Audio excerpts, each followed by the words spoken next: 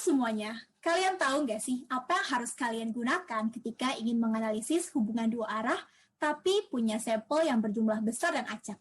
Kalau belum tahu, tetap stay tune di video ini ya, karena kelompok kami akan membahasnya lebih lanjut. Dan bagi yang sudah tahu, boleh banget nih untuk ikut tetap stay tune di video ini agar lebih paham. Make sure to grab your pen and get ready to take some notes.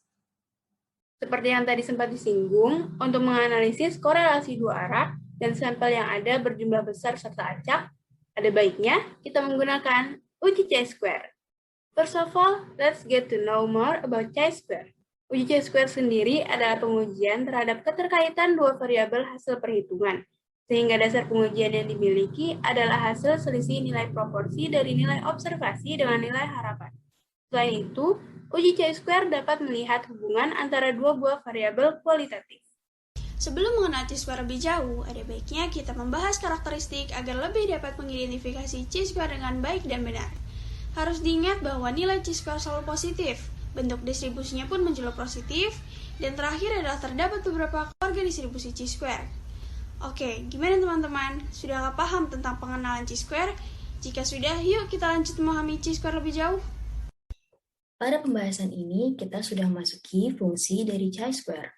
Pertama-tama, uji chi-square berfungsi untuk menguji hubungan dari dua variabel nominal saja dan mengukur kuatnya hubungan yang disebut sebagai coefficient of contingency yang dilambangkan dengan huruf C kapital.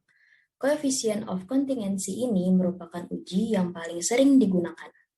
Sampel yang digunakan adalah sampel independen. Uji chi-square digunakan untuk menguji ada tidaknya perbedaan proporsi antara dua kelompok atau lebih. Selain itu, dapat digunakan juga sebagai penguji ada tidaknya hubungan antara dua variabel dengan spesifikasi sebagai berikut. Yang pertama adalah data nominal, yang kedua ekspektasi setiap C5, yang ketiga data disusun dalam tabel kontingensi BXK atau baris kolom. Nah, berbicara mengenai poin 3 dari spesifikasi yang telah dijabarkan, apa sih tabel kontingensi itu? Tabel kontingensi adalah tabel frekuensi yang ditentukan oleh dua variabel kategorik, sehingga akan membentuk beberapa baris tabel dan kolom tabel. Tabel ini dapat digunakan untuk mengukur hubungan antara dua variabel kategorik dengan cara merangkum frekuensi bersama dari observasi pada setiap kategori variabel. Terdapat dua bentuk tabel kontingensi. Kita bahas satu-satu dulu ya. Yang pertama adalah tabel kontingensi 2x2, seperti yang di belakang saya saat ini. Variabel baris terdiri dari B kategorik untuk variabel pertama. Seperti contoh pada tabel tersebut adalah variabel pertama merupakan blonde dan brunette. Variabel kolom terdiri dari K kategorik. Untuk variabel kedua seperti contoh pada tabel berikut adalah male dan female. Perlu diingat bahwa setiap sel mengandung frekuensi untuk setiap kombinasi kategori, seperti contohnya adalah laki-laki berwarna rambut blonde ada 4 dan perempuan berwarna rambut blonde ada 8. Baik, tadi sudah ada tabel kontingensi 2x2. Sekarang saya akan memaparkan mengenai tabel kontingensi 2x3 seperti yang ada pada di belakang saya saat ini.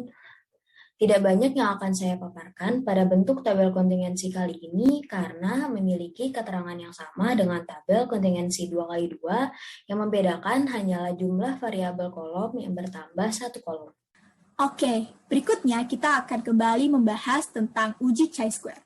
Pada umumnya, sebuah uji parametrik memiliki alternatif dari uji non-parametrik. Namun, tidak terdapat uji parametrik yang dapat digantikan oleh uji chi-square. Uji chi-square hanya dapat digantikan oleh uji non-parametrik lainnya seperti Fisher-Exact dan Kolmogorov-Smirnov. Sekarang apakah kalian sudah paham?